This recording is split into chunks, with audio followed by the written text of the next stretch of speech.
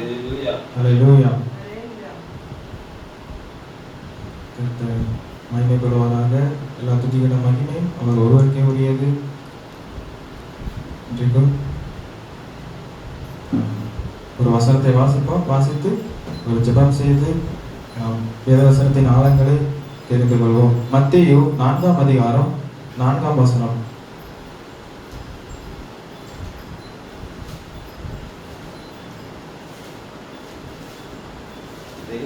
மத்தேயு 4ஆம் அதிகாரம் 4ஆம் வசனம். அவர் பிரயோஜனமாக மனுஷன் அப்பத்தினால் மாத்திரமல்ல தேவனுடைய வாயிலிருந்து புறப்படுகிற ஒவ்வொரு வார்த்தையினால் பிழைப்பான் என்று எழுதியிருக்கிறதே என்றார். ஆமென். மனுஷன் அப்பத்தினாலே மாத்திரம் அல்ல தேவனுடைய வாயிலிருந்து புறப்படுகிற ஒவ்வொரு வார்த்தையினாலும் பிழைப்பான் என்று எழுதியிருக்கிறது. இந்த வார்த்தை குறித்து நாம் பார்ப்போம். ஒரு சிறிய ஜெபம் செய்வோம். ஆண்டவர் இந்த நேரத்தை கொடுத்ததற்காக நன்றி. இந்த வசனத்தை தியானிக்க ஆண்டவர் இதன் ஆழத்தை தெரிந்து கொள்ள ஆண்டவர் எங்களை நிரப்புங்க. எங்கள் ஆவியான அபிஷேகத்தால் நிரப்புங்க. ஒருவருத்தரையும் ஆண்டவர் கண்களை திறந்துடுங்க. ஆண்டவரே நாங்கள் தெரிந்து கொள்ள வேண்டியது என்ன என்று நீர் எங்களுக்கு கற்றுத்தாங்க. ஆண்டவரே ஹல்லேலூயா. நீரே உலகத்தில் ஒரு பெஸ்ட் டீச்சராக இருக்கிறீங்க. ஆண்டவர் நீரே சிறந்த ஒரு போதகர், நீரே சிறந்த தகப்பனாக இருக்கிறீங்க, நீரே சிறந்த ஒரு தேவனாக இருக்கிறீங்க. எங்களுக்கான எல்லா காரியங்களும் நீர் விளக்கித்தாங்க. நீர் மாத்திரம் மகிமைப்படுங்க. இயேசு கிறிஸ்து நாமத்தில் ஜெபிக்கிறோம் எங்கள் ஜீவனுள்ள நல்ல பிதாவே. ஆமென், ஆமென், ஆமென். இயேசு கிறிஸ்து இந்த சோதனை காலத்துல எப்படி அதை ஜெயிப்பது என்பதுல அந்த நேரத்துல அவர் சொல்லுகிறார். இது ஏற்கனவே உபாகம புஸ்தகத்துல சொல்லப்பட்ட ஒரு வசனம். மனுஷன் அப்பத்தினாலே மட்டுமல்ல தேவனுடைய வாயிலிருந்து புறப்படுகிற ஒவ்வொரு வார்த்தையினாலும் பிழைப்பான் என்று. இது ஒரு அழகான ஒரு சிறிய கதையை நாம் பார்க்கலாம். மத்தேயு 20ஆம் அதிகாரம் 20வது வசனம். அதிலிருந்து ஒரு 3 வசனங்களை நான் வாசிக்கிறேன். அப்பொழுது செபதேவின் குமாரருடைய தாய் தன் குமாரரோடு கூட அவரிடத்தில் வந்து அவரை பணிந்து கொண்டு, உம்மிடத்தில் ஒரு விண்ணப்பம் பண்ண வேண்டும். அவர் அவளை நோக்கி, உனக்கு என்ன வேண்டும் என்று கேட்டார். அதற்கு அவள், உம்முடைய ராஜ்யத்திலே என் குமாரராகிய இவர்கள் 2 பேரில் ஒருவன் உமது வலது பரிசத்திலும் ஒருவன் உமது இடது பரிசத்திலும் உட்கார்ந்திருக்கும்படி அருள் செய்ய வேண்டும் என்றாள். இயேசு பிரதியுத்தரமாக, நீங்கள் கேட்டுக்கொள்கிறது இன்னது என்று உங்களுக்கு தெரியவில்லை. நான் குடிக்கும் பாத்திரத்தில் நீங்கள் குடிக்கவும் நான் பெறும் ஸ்தானத்தை நீங்கள் பெறவும் உங்களால் கூடுமா என்றார். அதற்கு அவர்கள் கூடும் என்றார்கள். அவர் அவர்களை நோக்கி, என் பாத்திரத்திலே நீங்கள் குடிப்பீர்கள், நான் பெறும் ஸ்தானத்தை நீங்களும் பெறுவீர்கள். ஆனாலும் என் வலது பரிசத்திலும் என் இடது பரிசத்திலும் உட்கார்ந்திருக்கும்படி என் பிதாவினால் எவர்களுக்கு ஆயத்தம் பண்ணப்பட்டிருக்கிறதோ அவர்களுக்கே அல்லாமல் மற்றொருவருக்கும் அதை அருள்வது என் காரியம் அல்ல என்றார். அல்லேலூயா. இயேசு கிறிஸ்து ஒரு அழகாக ஒரு கதை, அந்த நடந்த ஒரு சம்பவம். அது இயேசு கிறிஸ்து கிட்ட ஒரு இந்த பேதுருடைய அம்மா வந்து என்ன கேட்கிறாங்க அப்படின்னா, பாருங்க, இயேசு கிறிஸ்து கிட்ட விண்ணப்பம் பண்றாங்க, ஜெபம் பண்றாங்க. நம்ம ஜெபம் பண்ணும்போது என்ன மாதிரி என்னெல்லாம் கேட்போம்? இந்த உலகத்துல என்ன வேணும்னு கேட்போம். இந்த மாதிரி வாழ்க்கை வேணும், இந்த மாதிரி ஆசீர்வாதம் வேணும், இந்த மாதிரி உயர்வான ஒரு பதவி வேணும், இல்லை இந்த மாதிரி ஒரு செழிப்பான ஒரு வாழ்க்கை வேணும், இது மாதிரி எல்லாருக்கும் தெரிஞ்ச மாதிரி ஒரு கௌரவமான ஒரு வாழ்க்கை வேணும் என்று நாம் நினைப்போம். நிறைய பிள்ளைகள் வேணும் என்று நினைக்கலாம். சில பேர் நிறைய பந்தமாக பொருட்கள் வேண்டும் என்று நினைக்கலாம். ஆஸ்தி அந்தஸ்து எல்லாம் வேண்டும் என்று நினைக்கலாம். ஆனா இங்க இந்த அம்மா வந்து என்ன கேட்கிறாங்க அப்படின்னா, ஆண்டவரே, உங்க ராஜ்யத்துல என்னுடைய குமாரர் ஒருத்தர் வலது பரிசத்திலும் ஒருத்தர் இடது பரிசத்திலும் உட்கார்ந்திருக்கும்படி அருள் செய்ய வேண்டும் என்று கேட்கிறாரு. ஹல்லேலூயா. மிக உயர்ந்த ஜெபம் இது. ஹல்லேலூயா. இப்படி யாருமே யோசிக்கவே மாட்டாங்க. ஹல்லேலூயா. ஆனா அந்த அம்மா யோசித்து ஒரு ஆவிக்குரிய ஒரு தாயாக அந்த இடத்துல பரலோக ராஜ்யத்துல எது எங்க வேணுமோ அதை கேட்கறாங்க. கரெக்டா அந்த பாயிண்ட பிடிச்சு கேட்கறாங்க. ஹல்லேலூயா. உலக பிரகாரம் ஆசீர்வாதம் வேணும்னு கேட்கல, இல்ல இந்த உலகத்துல நான் தான் பெரிய ஆளா இருக்கணும் அப்படின்னு கேட்கல, என் பிள்ளைங்க தான் இந்த உலகத்துல ஐஸ்வர்யமா இருக்கணும் அதை முதல்ல கேட்கணும். முதல்ல கேட்டது உங்க பக்கத்துல என் பசங்க, ஒரு பசங்க இந்த பக்கம் இன்னொரு பையன் இந்த பக்கம் இருக்கணும் அப்படின்னு கேட்கறாங்க. ஹல்லேலூயா. எந்த தாயார் இப்படி கேட்டிருப்பாங்கன்னு எனக்கு தெரியவில்லை. ஆனால் பாருங்க, அதுக்கு இயேசு என்ன சொல்கிறார் என்றால், நீங்க கேட்டுக்கொள்கிறது இன்னது என்று உங்களுக்கு தெரியவில்லை. நான் குடிக்கும் பாத்திரத்தில் நீங்கள் குடிக்கவும் நான் பெறும் ஸ்தானத்தை நீங்கள் பெறும் உங்களால் கூடுமா என்றார். அதாவது இது இந்த நான் இருக்கக்கூடிய ஒரு இடம், என்னுடைய சிங்காசனம், நான் இருக்கக்கூடிய ஒரு ஸ்தானத்துல உங்களால இருக்க முடியுமா? நீங்க ஏன் கூட எனக்கு நிகராக இருக்க முடியுமா என்று கேட்கிறார். ஆனா இது கேட்ட உடனே டக்குன்னு எல்லாரும் மனசுல என்ன நினைப்பாங்க? டக்குன்னு உங்ககிட்ட வந்து ஒரு தேவன், ஒரு கடவுள், எல்லாத்தையும் படைத்தவர், அவர் கேட்கிறார், நான் இருக்கக்கூடிய இடத்துல உங்களால இருக்க முடியுமா? என்னுடைய ஸ்தானத்துல உங்களால நிகரா இருக்க முடியுமா என்று கேட்கும் பொழுது அவர் இப்படி கேட்கிற குஸ்தியிலே ஒரு மாதிரி இருக்கு இல்லையா? இல்ல அப்படிலாம் இருக்க முடியாதுன்றவரே, நான் சாதாரண மனுஷன் அப்படின்னு நம்ம சொல்லிடுவோம். ஆனா அவங்களுக்கு இருந்த விசுவாசத்தை பாருங்க, முடியும் என்று சொன்னார்கள். அல்லேலூயா. எல்லாரும் அடுத்தடுத்த பாயிண்ட்க்கு போயிடுவாங்க, அடுத்த வசனத்துக்கு போயிடுவாங்க. ஆனா இதுல ஒரு ஆழத்தை பாருங்க, முடியும்னு சொன்னாங்க. உங்க பக்கத்துல உட்கார முடியும் ஆண்டவரே என்று சொன்னாங்க. அல்லேலூயா. அவர் ஆப்போசிட்டா கேட்கிறாரு, நான் உட்கார மாதிரி உன்னால உட்கார முடியுமா? நான் இருக்கிற இடத்துல உன்னால உட்கார முடியுமா என்று கேட்கும் பொழுது முடியும் என்று சொன்னாங்க. அல்லேலூயா. சரி, சும்மா வந்து ஒரு பேச்சுக்காவது முடியும்னு நம்ம சொல்லுவோமா? ஆண்டவர் கேட்கிறார். நம்ம அந்த கேள்வி கேட்டவுடனே உடனே பயந்து நம்ம பின்வாங்கி போயிடுவோம். அவர் இருக்கக்கூடிய இடம் என்னது? பரிசுத்தம். அவர் உயர்ந்தவர், வானத்துக்கு பூமி படைத்தவர். அவர் கூட நம்ம இப்படி இருக்க முடியவே முடியாத ஆண்டவரே அப்படின்னு நம்ம சொல்லிடுவோம். முடியும்னு அவங்க சொன்னாங்க. அல்லேலூயா. இப்ப பாருங்க, அவர் வார்த்தை மாறிடுச்சு. அவர் சொல்லுறார், என் பாத்திரத்தில் நீங்கள் குடிப்பீர்கள், நான் பெறும் ஸ்தானத்தையும் நீங்கள் பெறுவீர்கள். எனக்கு எப்படி மரியாதை கனங்கள்லாம் இருக்குதோ அதே மாதிரி என் சிங்காசனத்தில் நீங்க என் கூட உட்கார்ந்து எனக்கு நான் என்னுடைய பாத்திரத்தை நீங்க குடிப்பீங்க, நான் பெறும் ஸ்தானத்தையும், அந்த உயர்வு, அந்த எல்லாம் நீங்க என் கூட இருப்பீங்க, எல்லாத்தையும் நீங்க பெறுவீர்கள் என்று இயேசு சொல்லுகிறார். அல்லேலூயா. ஆனாலும் நீ கேட்டது இன்னும் கொஞ்சம் கஷ்டமான இது, யார் வலது பரிசுத்துல இருக்கணும், யார் இடது பரிசுத்துல இருக்க வேண்டும் என்று நீ கேட்டாய். ஆனால் வலது பக்கத்திலேயோ இடது பக்கத்திலேயோ யார் இருக்க வேண்டும் என்று முடிவு பண்ணுவது என் சித்தம் அல்ல, என் விருப்பம் அல்ல. பிதாவிய தேவன் யாரை குறித்து வைத்திருக்கிறாரோ அவங்க தான் அந்த இடத்துல இருக்க முடியும் என்று இயேசு தெளிவாக சொன்னார். அல்லேலூயா. அந்த இரண்டாவது பாகத்தை விடுங்க, முதல் பாகத்துல பாருங்க, அவங்க முடியும்னு சொன்னாங்க. இயேசு கிறிஸ்து ஆமா உங்களால முடியும்னு தான் அவரும் சொன்னார். அல்லேலூயா. அப்ப எப்பேற்பட்ட இடத்துல நீங்கள் இருக்கிறீர்கள் என்பதை சற்று சிந்தித்து பாருங்கள். ரட்சிக்கப்பட்ட ஒவ்வொரு பிள்ளையும் அவர் பெறும் ஸ்தானத்தை நீங்களும் பெற முடியும், அவர் குடிக்கும் பாத்திரத்தில் நீங்க குடிக்க முடியும், அவர் இருக்கக்கூடிய அதே சிங்காசனம், அதே லெவல் உங்களுக்கும் உண்டு. அல்லேலூயா. இந்த உலகத்துல ஆவியானவர் உங்களுக்கு கொடுத்திருக்கிறார். என்ன சொன்னார்?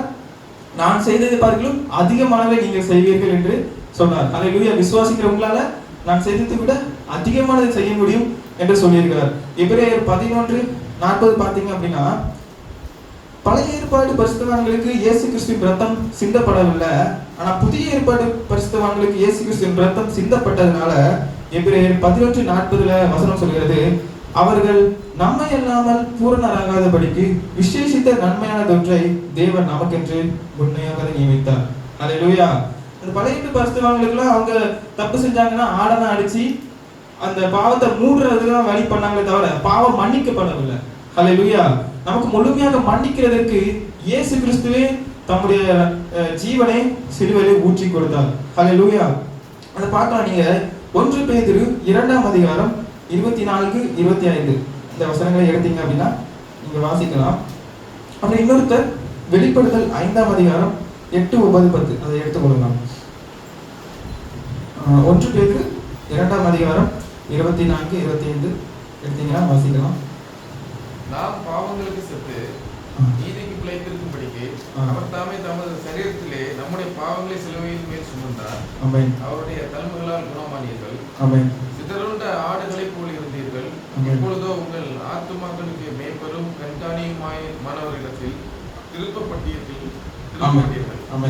வசனம் பாருங்க, நாம் பாவங்களுக்கு செத்து நீதிக்கு பிழைத்திருக்கும்படி நாம செத்து நீதிக்கு பிழைத்திருப்படி, பாவத்துக்கான பரிகாரத்துக்கு செத்து நீதிக்கு பிழைத்திருப்படி, பாவத்துக்கு பரிகாரம் மரணம், அதுக்கு செத்து நீதிக்கு பிழைத்திருக்கும்படிக்கு அவர் தாமே தமது சரீரத்திலே, சொல்லுங்க, தமது சரீரத்திலே, நம்முடைய சரீரத்துல தானே நம்ம பாவத்தை திணிக்கணும், நம்ம மேல தானே அதை சுமக்க வைத்திருக்கணும். வசனம் சொல்றது தமது சரீரத்திலே. பாவம் எல்லாம் நம்முடைய ஆரம்பிக்கும் போது நம் பாவம் என்று ஆரம்பிக்கிறது. நடுவுல பாருங்க, யார் சுமந்தா? அவர் தமது சரீரத்தில். நம் பாவம் அவர் சரீரம், இங்க இருந்து அங்க போயிடுச்சு. நம் பாவம் அவர் சரீரத்துக்குள்ள போயிடுச்சு. தமது சரீரத்திலே நம்முடைய பாவங்களை சிலுவையின் மேல் சுமந்தார்.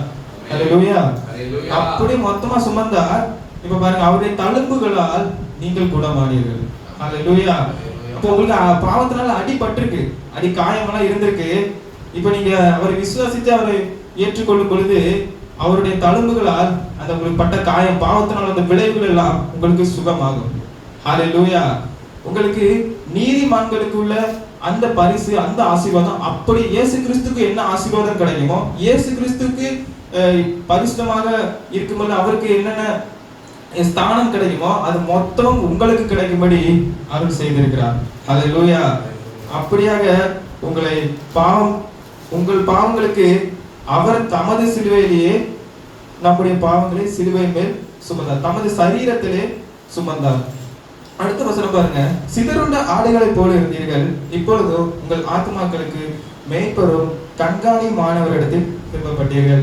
இதுக்கு முன்னாடி சிதறுண்ட ஆடு, நம்ம யாரும் மெய்ப்பண்ணு கூட தெரியாது, எங்கேயோ போயிட்டு இருக்கிறோம், என்ன நடக்குதுன்னு தெரியாது, அப்படிப்பட்ட ஒரு இடத்துல இருந்தோம்.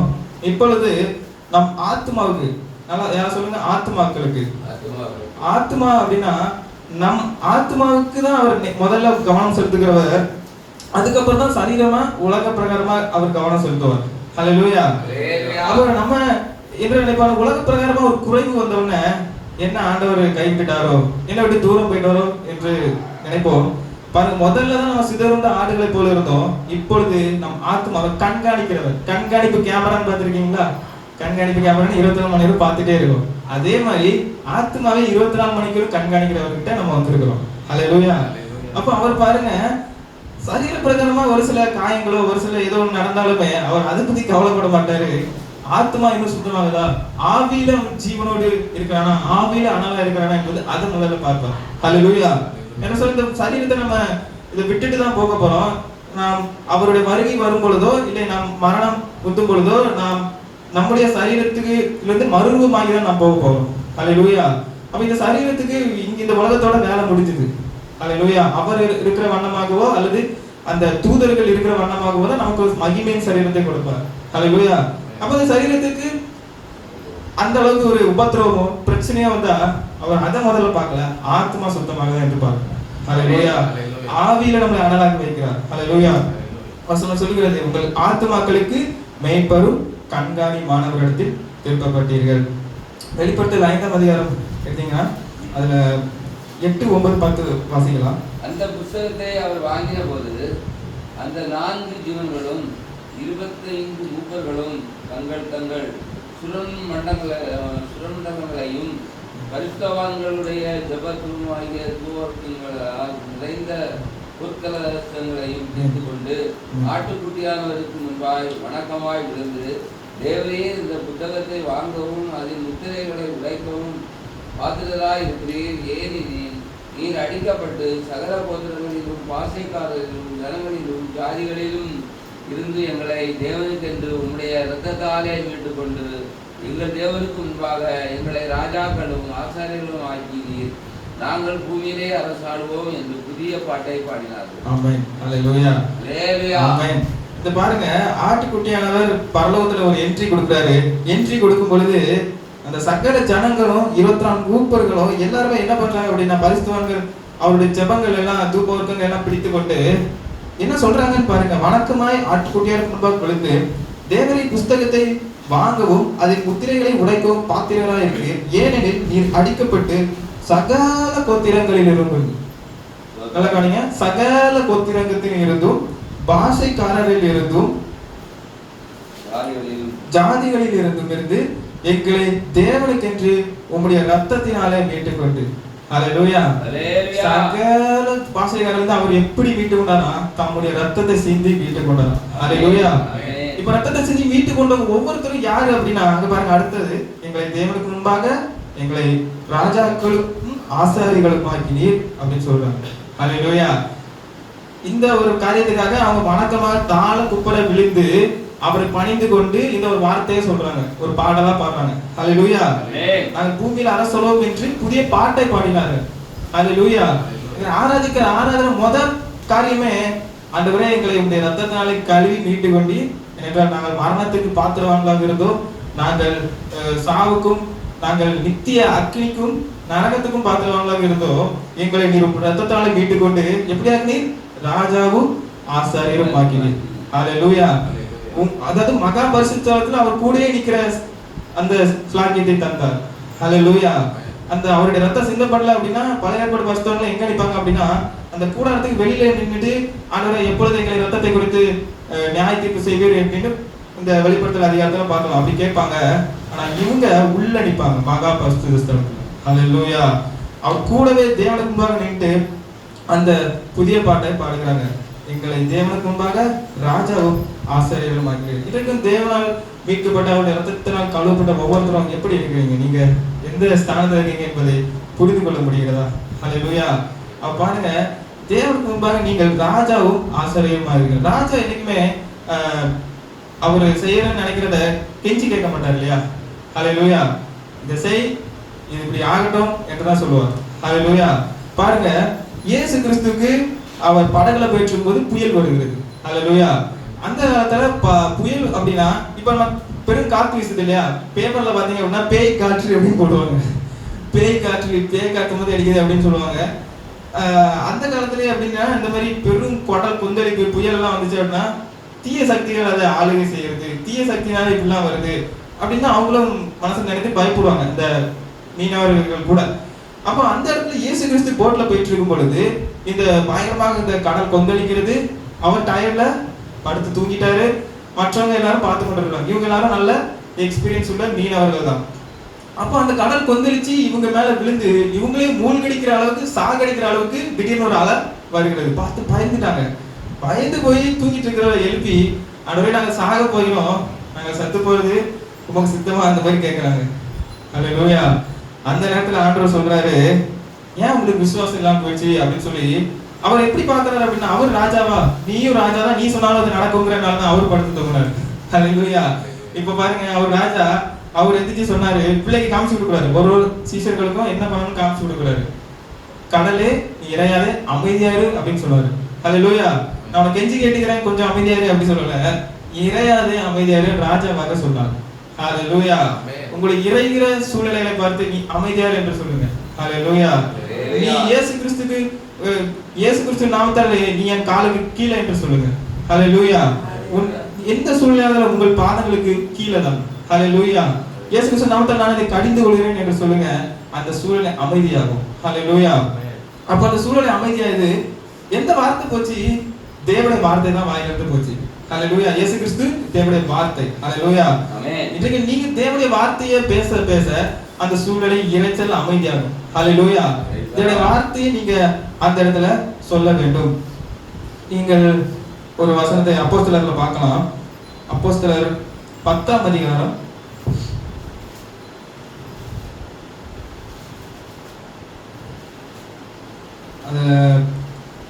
36 46 வாசிக்கலாம். எடுத்தீங்க அப்படின்னா நான் எடுத்தேன்னா நான் வாசிக்கிறேன். எல்லாருக்கும் கர்த்தராய் இருக்கிற இயேசு கிறிஸ்துவை கொண்டு அவர் சமாதானத்தை சுவிசேஷமாய் கூறி இஸ்ரவேல் புத்திரருக்கு அனுப்பின வார்த்தையை அறிந்திருக்கிறீர்களே. யோவான் ஞானஸ்நானத்தை குறித்து பிரசங்கித்த பின்பு கலிலேயா நாடு முதற்கொண்டு யூதேயா தேசம் எங்கும் நடந்த சங்கதி இதுவே.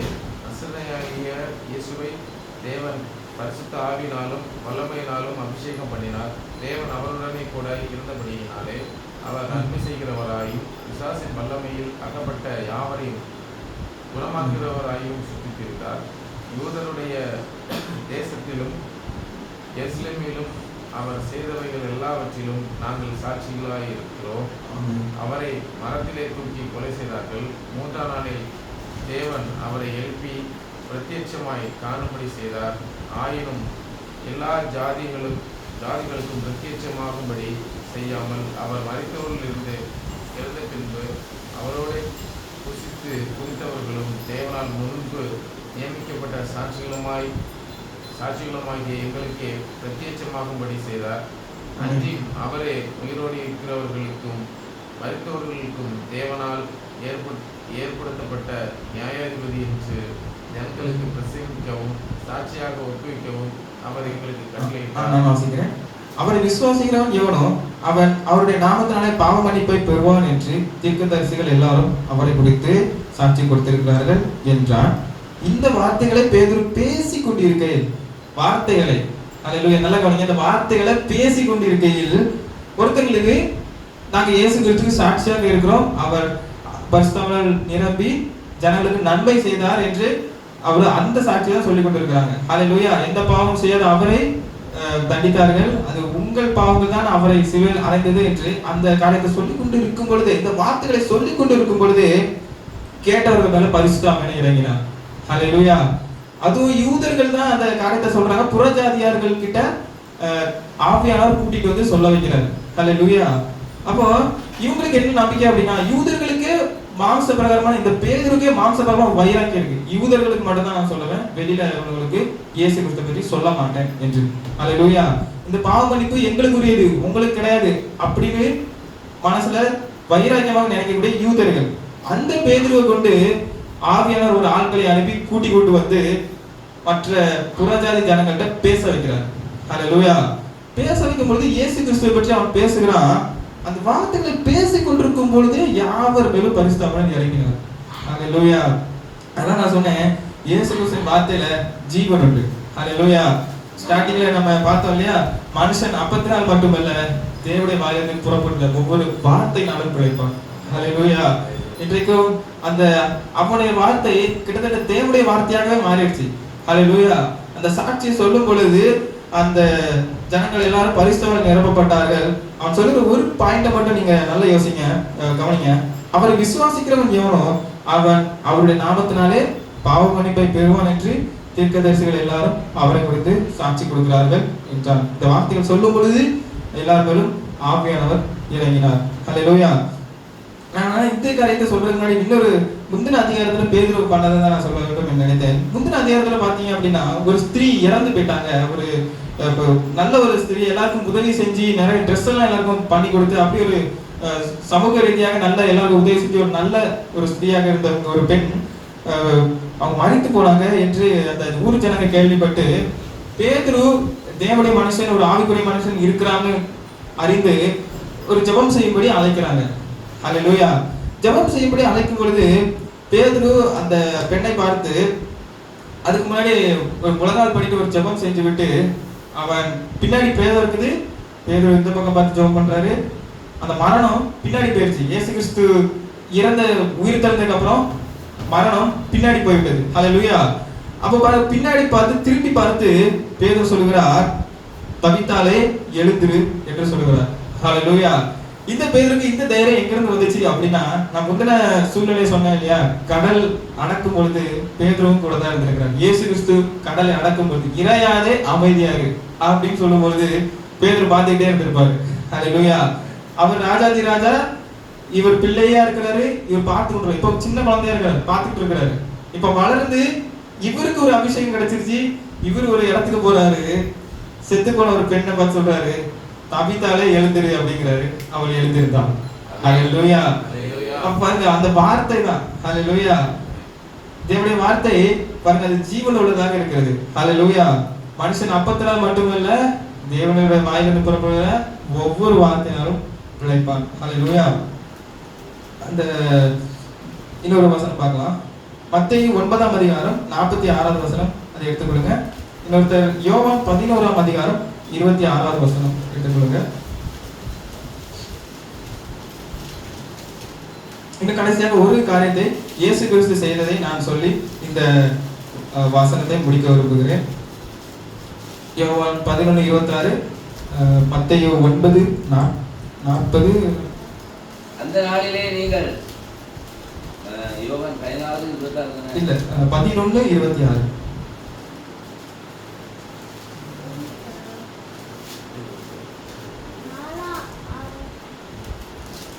அப்பொழுது யூதர்கள் இதோ இவர் மார்க்குன்னு நினைக்கிறேன். சரி, அது ஒண்ணு. வாசிங்க. யோவான் 11:26. அப்பொழுது யூதர்கள் இதோ இல்ல யோவான் 11:26 நான் எடுத்துட்டேன். உயிரோடு இருந்து என்னை விசுவாசிக்கிறவனும் என்றைக்கும் மரியாமலும் இருப்பான், இதை விசுவாசிக்கிறாயா என்றார். அல்லேலூயா. அவர் பாருங்க, இயேசு அவளை நோக்கி, நானே உயிர் தெழுதலும் ஜீவனுமா இருக்கிறேன், என்னை விசுவாசிக்கிறவன் மரித்தாலும் பிழைப்பான், உயிரோடு இருந்து என்னை விசுவாசிக்கிறவன் எவனும் என்றென்றைக்கும் மரியாமலும் இருப்பான், இதை விசுவாசிக்கிறாயா என்று கேட்டார். அல்லேலூயா. அதனால கவனிங்க, இயேசு கிறிஸ்துவின் வார்த்தை சத்தியம், அது மாறவே மாறாது. ஹல்லேலூயா. இப்ப அவர் விசுவாசிக்கிற நீங்க எப்படி இருக்கிறீங்க அப்படின்னா, ஒரு காலமும் மறியாமல் இருக்கிற ஒரு தேவ பிள்ளையாக இருக்கிறீங்க. ஹல்லேலூயா. அப்படி இருக்கும் பொழுது நீங்கள் அவர் சொல்லுகிறார், இதை உயிரோடு என்னை விசுவாசிக்கிற எவனும் என்றைக்கும் மறியாமலும் இருப்பான் என்று சொல்லுகிறார். ஹல்லேலூயா. என்றைக்கும் அவர் கூட இருக்கும் பொழுது நீங்கள் எங்க போனாலும் அங்க ஜீவன் தான் உண்டாகும், மரணம் உண்டாகாது. ஹல்லேலூயா. அங்க போற இடமெல்லாம் ஆரோக்கியம் உண்டாகும், அந்த தரித்திரம் உண்டாகாது. ஹல்லேலூயா. இங்க போற இடமெல்லாம் ஆசீர்வாதம் உண்டாகும். அந்த பழைய சூழ்நிலைகள், இந்த மரணத்துக்கு ஏதுவான சூழ்நிலை, அழிவுக்கு ஏதுவான சூழ்நிலைகள், இருளுக்கு ஏதுவான சூழ்நிலைகள் மாறும். ஹல்லேலூயா. நீங்க போகிற இடமெல்லாம் வெளிச்சம் உண்டாகும். ஹல்லேலூயா. உயிரோடு என்னை விசுவாசிக்கிற எவனும் மறியாமலும் இருப்பான். ஹல்லேலூயா. அவர் சொல்றாரு, நானே உயிர்த்தெழுந்தும் ஜீவனுமா இருக்கிறேன். ஹல்லேலூயா. என்னை விசுவாசிக்கிறவன் மரித்தாலும் பிழைப்பான் என்று சொல்லி இருக்கிறார். இந்த ஒரு காரியத்தை சொல்லி முடிக்கிறோம். யோவான் 14 அதிகாரம்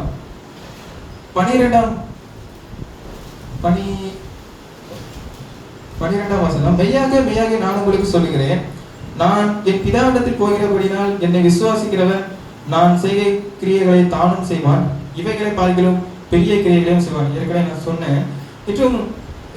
இன்னும் பாருங்க, அவர் ஜெபம் செய்யும் பொழுது இப்படியாக ஜெபம் செய்கிறார்.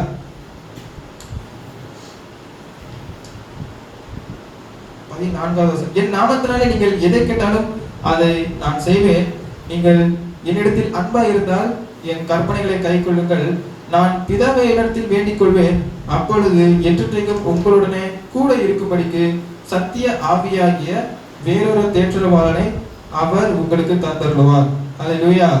இப்போ அவர் கிளம்புறாரு, அவருடைய ஆவி, அவருக்குள்ள இருந்த ஆவியை ஒவ்வொருத்தருக்கும் தருகிறார். ஹல்லேலூயா. ஒவ்வொருத்தரும் தந்து எப்படி இருக்கிறார், ஒவ்வொருத்தரும் இயேசு கிறிஸ்துவாக மாறுகிறார்கள். ஹல்லேலூயா. இன்றைக்கு அவருடைய ஆவியை பெற்ற ஒவ்வொருத்தரும் எப்படிப்பட்டவங்க, அவரை காட்டிலும் பெரிய கிரியைகளை செய்யும்படிக்கு அழைக்கப்பட்டவர்கள். ஹல்லேலூயா. அவர் ராஜாதி ராஜா, நீங்கள் ராஜாவுடைய பிள்ளையா இருக்கிறீங்க, நீங்களும் ஒரு ராஜா தான். ஹல்லேலூயா. அவர் என்னெல்லாம் கிரியை செய்தாரோ அதெல்லாம் உங்களுக்கும் செய்ய அதிகாரம் உண்டு. ஹல்லேலூயா. அவர் தேவனுடைய வார்த்தை, நீங்களும் தேவனுடைய வார்த்தையை சொல்லும் பொழுது நீங்கள் பிழைப்பீர்கள். ஹல்லேலூயா. இன்னும் பாருங்க, ஒரு கேள்விக்கு ஒரு பதிலாக இந்த வார்த்தை சொல்லுவேன். நிறைய உபத்திரவங்கள், நிறைய வேதனைகள், நிறைய கஷ்டங்கள் ஆண்டவர் அனுமதிக்கும் பொழுது ஏன் இதை ஆண்டவர் அனுமதித்தார்? இந்த தீங்கு வராமல் ஆண்டவரை பாதுகாத்து இருக்கலாமே என்று அநேக ஆவிக்குரிய பிள்ளைகளுக்கு இது தோன்றலாம்.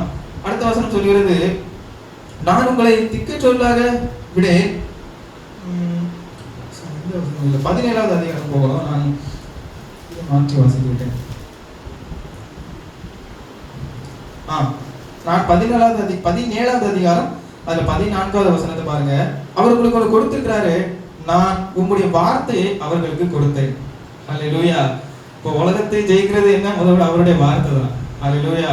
இந்த வார்த்தையை கொடுத்திருக்கிறாரு, அதுல ஜீவன் இருக்குது. நல்லா கவனிங்க, நான் உலகத்தார் அல்லாதது போல அவர்களும் உலகத்தார் அல்ல, ஆதலால் உலகம் அவர்களை பகைத்தது. நீர் அவர்களை உலகத்திலிருந்து எடுத்துக் கொள்ளும்படி நான் வேண்டிக் கொள்ளாமல் நீர் அவர்களை தீமை நின்று காக்கும்படி வேண்டிக் கொள்கிறேன். ஹல்லேலூயா. மொத்த கஷ்டத்திலிருந்தும் நம்மளை அப்படியே நாம் ரட்சிக்கப்பட்டவுடனே அவர்கள் எடுத்துக்கொள்ளும்படி ஆண்டவர் வேண்டிக் கொள்ள அவர் சொல்லுகிறார், எல்லா தீமையின்றும் விலக்கி பாதுகாக்கும்படி அவர் வேண்டிக் கொள்கிறாராம். ஹல்லேலூயா. அவர் சொல்லுகிறார், நான் உலகத்தார் அல்லாதது போல அவர்களும் உலகத்தார் அல்ல, உங்களுடைய சத்தியத்தினாலே அவர்களை பரிசுத்தமாக்கும் உங்களுடைய வசனமே சத்தியம். ஹல்லேலூயா. இன்றைக்கு வசனத்தினாலே ஒருவரையும் அவர் பரிசுத்தமாக்குகிறார். ஹல்லேலூயா. இன்னொரு வசனத்தை கடைசியாக வாசிங்க. யோவான் 6 அதிகாரம் 69 வாசிக்கலாம்.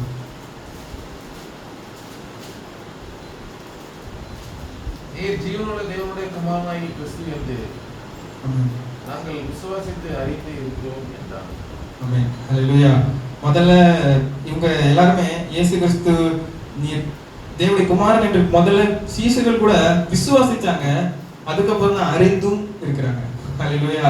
இன்றைக்கு இந்த வார்த்தை கேட்க நீங்க யாரா இருந்தாலும் சரி, இயேசு கிறிஸ்து தேவனுடைய குமாரன் முதல்ல விசுவாசித்தா மட்டும்தான் அவர் உண்மையான ஜீவனுள்ள தேவனுடைய குமாரன் நீங்கள் அறிந்து கொள்ள முடியும். ஹல்லேலூயா. விசுவாசிக்காம அந்த முதல் ஸ்டெப்புக்குள்ளே வராம அவர் இருக்கிறாரா, உண்மையாவே இயேசு கிறிஸ்து பாவ மன்னிப்பு கொடுக்கிறாரா என்று நீங்கள் சந்தேகங்கள் பார்த்தீர்கள் என்றால் அங்க அவரால் கிரியை செய்ய முடியாது. ஹல்லேலூயா. நம்பிக்கையோடு உங்கள் வாழ்க்கை இயேசு கிறிஸ்து கொடுங்க, நம்பத்தக்கவர் அவர் ஒருவர் மட்டுமே. ஹல்லேலூயா. அவரிடத்தில் வருகிற எவனையும் அவர் புறம்பே தள்ளுகிற தேவன் அல்ல. ஹல்லேலூயா. அவன் சபிக்கப்பட்டவனை கூட அவனை மன்னித்து திரும்பவும் அவனை ஏற்றுக்கொள்ளதான் கர்த்தர் விரும்புகிறார். ஹல்லேலூயா. இந்த புறஜாதிகள் எல்லாருமே சபிக்கப்பட்டவர்கள் தான். ஏனென்றால் எல்லாருமே தேவனை அறியாம புற தேவர்களை இடத்துல சேவித்துக் கொண்டிருந்தவங்களாம் நம்ம எல்லாருமே. ஹல்லேலூயா. யூதர்கள் மட்டும்தான் உண்மையான தேவனை சேவித்துக் கொண்டிருந்தவங்க. அப்படி இருக்கும் பொழுது அவர் நமக்கு இந்த கிஃப்ட, ரட்சிப்பின் கிஃப்ட எல்லாருக்கும் கொடுத்திருக்கிறார். ஹல்லேலூயா. நாம் விசுவாசித்து இயேசு கிறிஸ்துவை ஏற்றுக்கொள்கிறோம், பாவ மன்னிப்பை பெற்றுக்கொள்கிறோம்.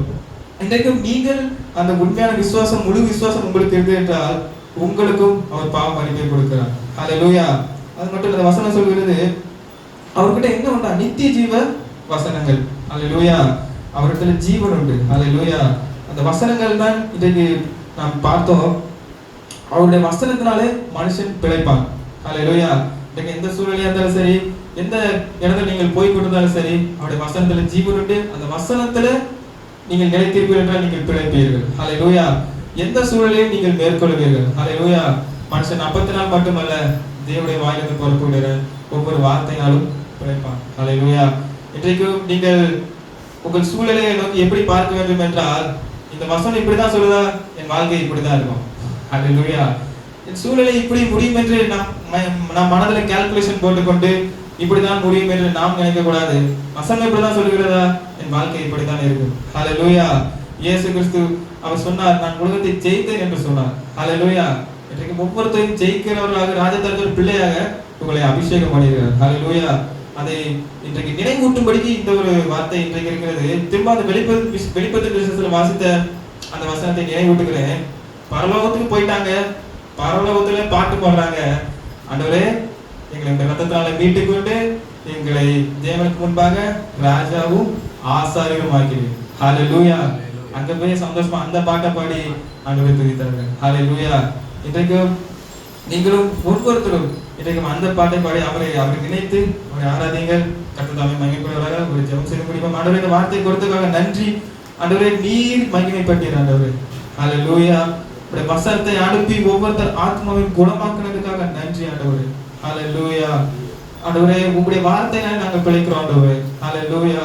இந்த உலகத்துல இருக்கிற ஆசீர்வாதங்கள் நாங்கள் பிழைக்கிறோமோ இல்லையோ, இந்த மற்றவர்கள் ஹெல்ப் பண்றதுனால பிழைக்கிறோமோ இல்லையோ, இல்ல சூழ்நிலைகள் மாற்றிக் கொடுக்கிறதுனால பிழைக்கிறோமோ இல்லையோ, முதல்ல தேவனுடைய வார்த்தையினாலே பிழைக்கிறோம். ஹல்லேலூயா. அவருக்குரிய பிள்ளைகள், தேவ பிள்ளைகள் ஒவ்வொருத்தரையும் தேவனுடைய வார்த்தையினாலே பிழை கூட்டுகிறீங்க ஆண்டவரே. ஹல்லேலூயா. உடைய வார்த்தையில தான் ஜீவன் இருக்கிறது. ஹல்லேலூயா. மொத்த உலகம் உடைய வார்த்தையினால தான் இயங்கி கொண்டு இருக்கிறது. ஹல்லேலூயா. நீ கைவிட்ட அந்த மொத்த உலகம் கைவிடப்பட்டது ஆண்டவரே. ஹல்லேலூயா. இன்றைக்கு அந்த வார்த்தை பிடித்து கொண்டு ஆண்டவரே, பேதுரு பிரசங்கிக்கும் பொழுது வார்த்தை பிரசங்கித்தான் எல்லார் மேலே பரிசுத்தவனை இறங்கி வந்தார். ஹல்லேலூயா. அவன் ஜெபம் கூட செய்யல, அவன் கையை வைக்கல, பரிசுத்தவனை இறங்கி வந்தார். இன்றைக்கும் அந்த வார்த்தை ஆண்டவரே ஒவ்வொருத்தர் மேலும் பரிசுத்தவனை இறங்கி வருகிறாங்க. ஹல்லேலூயா. ஒவ்வொருத்தரும் தொடுகிறாங்க, இப்படி ஆவியால் அபிஷேகம் நிரப்புகிறாங்க. ஹல்லேலூயா. இந்த வல்லமையால் நிரப்புகிறாங்க. இயேசு கிறிஸ்துக்குள்ள இருந்த அதே அபிஷேகம் உங்களுக்கும் கொடுக்கப்படுகிறது. ஹல்லேலூயா. அதே ஆவியானவரே அவர் உங்களுக்கு தந்தருள இருக்கிறார். ஹல்லேலூயா. தம்முடைய ஆவி நிறைவாக உங்களுக்கு தந்தருள இருக்கிறார். ஹல்லேலூயா. நீங்கள் அவருக்கு சாட்சியாக நிற்பதற்கும் அவரை மகிமைப்படுத்துவதற்கும் அவர் உங்களுக்கு செய்த சகல கிரியைகளையும் நீங்கள் அறிவிப்பதற்குமாக. ஹல்லேலூயா. ஹல்லேலூயா. அவரை துதிப்பது மிகப்பெரிய ஸ்லாக்கியம். ஹல்லேலூயா. மற்றவங்களுக்கு அது கிடைக்காது. மற்றவங்க எதையோ துதிச்சிட்டு இருப்பாங்க. உலகத்தில் இருக்கிற பெண்மணிகளையோ இல்ல அழகான ஒரு மரம் செடி இயற்கையோ எதையோ துதிச்சிட்டு இருப்பாங்க. நாம் தான் ஜீவன தேவனுடைய குமாரனாகிய இயேசு கிறிஸ்துவை ஆவியோட உண்மையோட துதித்துக் கொண்டிருக்கிறோம். ஹல்லேலூயா. அவர் வசனம் சொல்றது, அவர் ஒருவரே பாத்திரர், அவர் ஒருவரே அவருடைய ரத்தத்தினாலே சிந்தி நம்மை மீட்டு கொண்டார். ஹல்லேலூயா. வேற யாரும் அப்படி மீட்டு கொள்ளல, வேற யாரும் உயிரை கொடுத்து நம்மளை காப்பாற்றவில்லை. ஹல்லேலூயா. அவர் ஒருவர் மட்டும்தான் நமக்காக உயிரை கொடுத்து நம்மை காப்பாற்றினார். ஹல்லேலூயா. அவருக்கே எல்லாத்துக்கும் நம்ம மகிமை உரியது. ஹல்லேலூயா. இன்றைக்கு அவரையே பணிந்து கொள்ளுங்க. அவர் ஆண்டவரே, எல்லா வலி வேதனை கஷ்டங்களையும் உங்க பாதத்துல வைத்து விடுகிறேன் என்று சொல்லுங்க. ஹல்லேலூயா. உங்க பாதத்துல வைத்து விட்டேன், இனி நீங்க பார்த்துக்கோங்க. ஹல்லேலூயா. இன்றைக்கு இந்த வசனம் சொல்லுங்க, நீங்க வசனத்தை சொல்லி ஜெபிங்க. ஆண்டவரே, வசனம் சொல்லுகிறது மனுஷன் அப்பத்தினால் மட்டுமல்ல, தேவனுடைய வாயிலிருந்து புறப்படுற ஒவ்வொரு வார்த்தையினாலும் பிழைப்பாங்க. இன்றைக்கு இருக்கிற ஒவ்வொருத்தரும் வார்த்தையினாலே பிழைப்பு இருக்கிறாங்க. ஹல்லேலூயா. வார்த்தையினால் ஆசீர்வாதங்கள் உண்டாவதாக, வார்த்தையினாலே நன்மைகள் உண்டாவதாக, வார்த்தையினாலே விருத்தி அடைவார்களாக. ஹalleluya. வார்த்தையினாலே உயர்வுகள் உண்டாவதாக. வார்த்தையினாலே அவருடைய ஸ்தானத்திலிருந்து அவர் ராஜாவாக இருக்கிறபடினாலே அந்த ஸ்தானம் அந்த ராஜரீகம் உங்களுக்கும் கிடைப்பதாக. ஹalleluya. அந்த உயர்வு மேன்மை கனம் எல்லாம் ஒவ்வொருத்தருக்கும் இயேசு கிறிஸ்து நாமத்தாலே உண்டாவதாக. ஹalleluya. ஆண்டவரே எல்லா துதியும் மகிமையும் உமக்கே கொடுக்கிறோம்ப்பா. எங்களை தாழ்த்தி அர்ப்பணிக்கிறோம். இயேசு கிறிஸ்து நாமத்தில் ஜெபிக்கிறோம் எங்கள் ஜீவன நல்ல பிதாவே. ஆமென். ஹல்லேலூயா. நல்ல வார்த்தைகளை கேட்டோம். மனுஷன்